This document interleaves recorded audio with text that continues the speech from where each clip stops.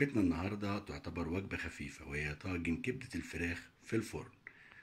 ادينا زي ما احنا شايفين محضرين التجهيزات بتاعتنا لأي ست طبعا عارفة تعملها، بس طبعا احنا مقدمينها كوجبة خفيفة بتتقدم مع المكرونة، وهتشوفوا معانا طريقة تحضيرها.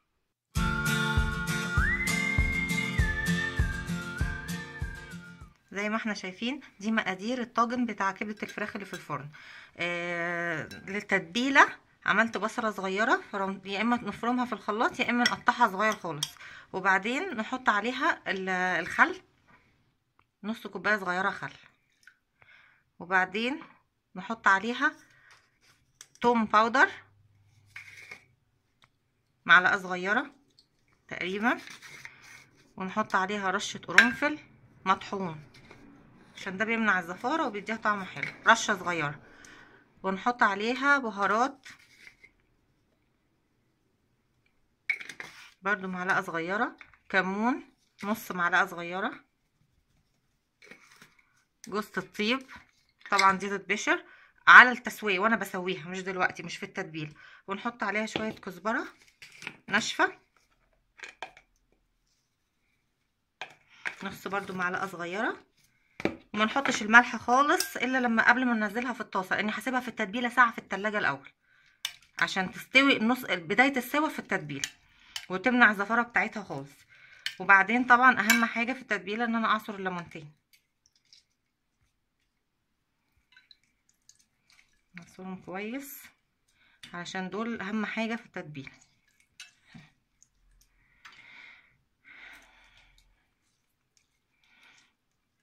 والملح ما ينفعش احطه عشان بينزل ميه، اي حاجه يتحط فيها في التتبيل لازم بعد ما اخلص تتبيلي خالص احطه في الاخر قبل ما احطه في اسوي زي السلطه كده في الدريسنج.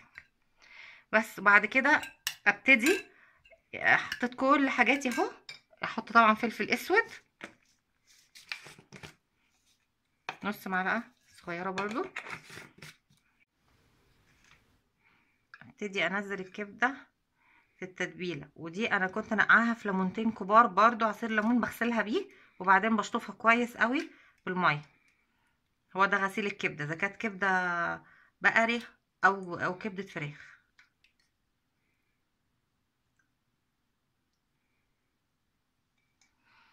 بعدين اقلب بالراحه لان الكبده بتتهري بسرعه. بس هي دي التتبيل، اسيبها فيها ساعه، اغطيها واحطها في التلاجة ساعه، وبعدين نروح نسويها مع بعض. بعد الكبده ما اتبلت ساعه في التلاجة طلعتها اهو وهبتدي اسويها. انا مولعه النار، هحط بقى معلقه سمنه كبيره،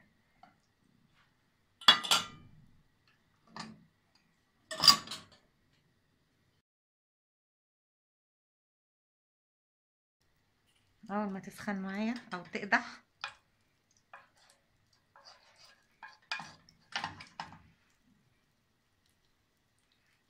احط البصل الشرايح،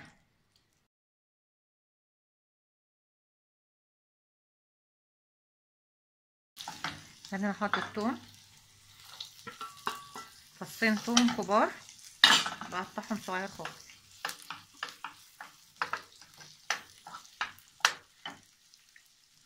وما استناش كتير على البصله علشان خاطر تتبل طعمها كله يطلع في الكبده ما تبقاش دبلت.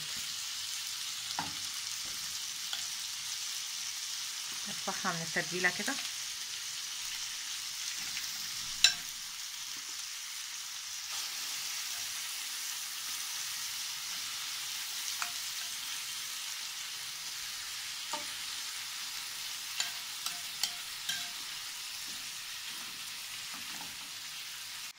يعني كده بشوح في الكبده وقلبتها من ناحيتين بالراحه عشان ما تتقطعش. وبعدين هبتدي احط التتبيله تاني سن من كل اللي حطيتها دي سنه صغيره علشان خاطر انا ما خدتش التتبيله كامله، ما دلقتهاش زي ما هي، سبت ميتها.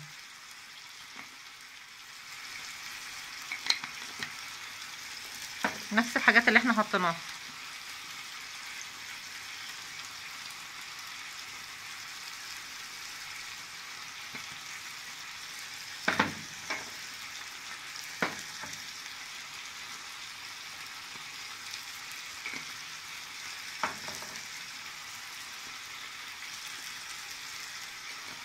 ده بقى حبهان مطحون، احطه بقى وهي بتستوي كده، وبرده جوز الطيب وهي بتستوي كده.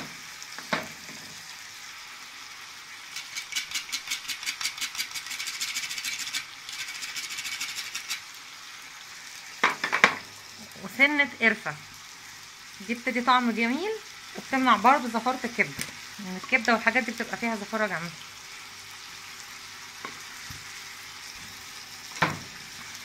ونقلب بقى كله تاني في بعضه.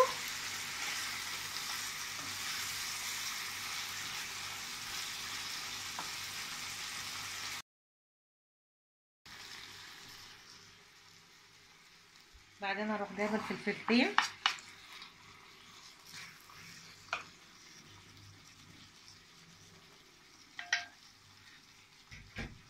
بعدين اروح حاطه سنه ملح، سنه خل،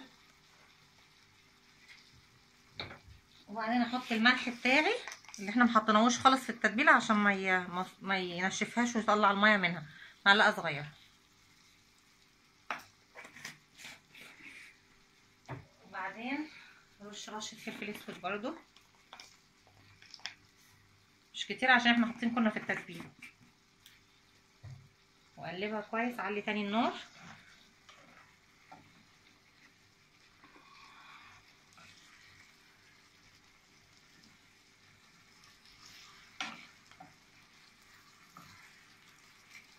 بالراحه عشان ما تتقطعش وتتهري، عشان ما تاخدش سوا كتير. خلاص كده خلصت، اطفي النار، احطها في الطاجن.